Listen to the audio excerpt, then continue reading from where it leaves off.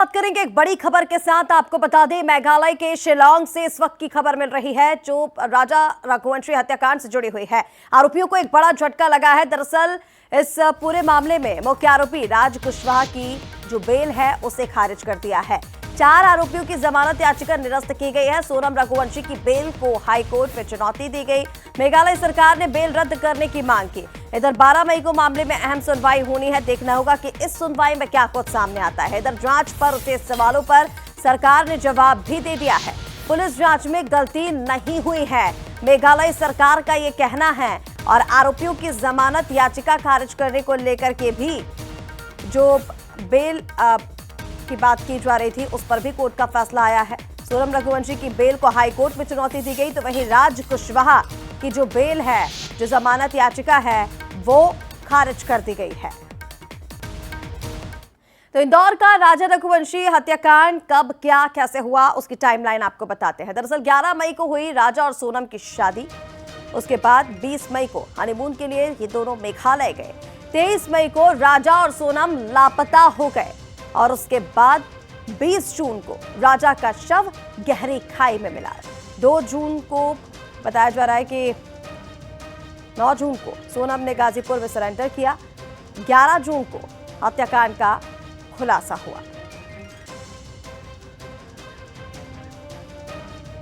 और तो अपडेट्स के लिए हमारे साथ इंदौर से सहयोगी पीयूष पारे इस वक्त फोन लाइन पर जुड़ रहे हैं। सीधा रुख कर लेंगे पीयूष का। पीयूष, राजा रघुवंशी हत्याकांड में सोनम बाहर आ गई, लेकिन सोनम की जमानत याचिका को कोर्ट में चुनौती दी गई है। इधर चारों आरोपी जिन्होंने बेल के लिए याचिका लगाई थी, उनकी याचिका निरस्त कर दी गई है। इस पूरे मामले पर और क्या अपडेट्स हैं? जांच पर भी सवाल उठाए जा रहे थे, जो जांच मेघालय सरकार की तरफ से की गई। देखिए, अगर बात करें तो बहुचर्चित राजा रघुवंशी हत्याकांड मामले में जो 4 आरोपी है, जिसमें सोनम रघुवंशी का कथित बॉयफ्रेंड राज कुशवाहा, इसके अलावा विशाल, आकाश और आनंद की जो जमानत याचिकाएं हैं वो फिलहाल सेशन कोर्ट ने, यानी कि शिलांग की सेशन कोर्ट ने खारिज कर दिया है। इसके साथ ही कहीं न कहीं यहाँ पर सीधे तौर पर सोनम रघुवंशी को जो जमानत मिली थी उस पर जो शिलांग पुलिस है वो हाईकोर्ट पहुंची है और हाईकोर्ट ने इस पूरे मामले में कहीं न कहीं यहाँ पर सीधे तौर पर सोनम को नोटिस भी जारी किया है और इस पूरे मामले को लेकर 12 मई को सुनवाई होगी।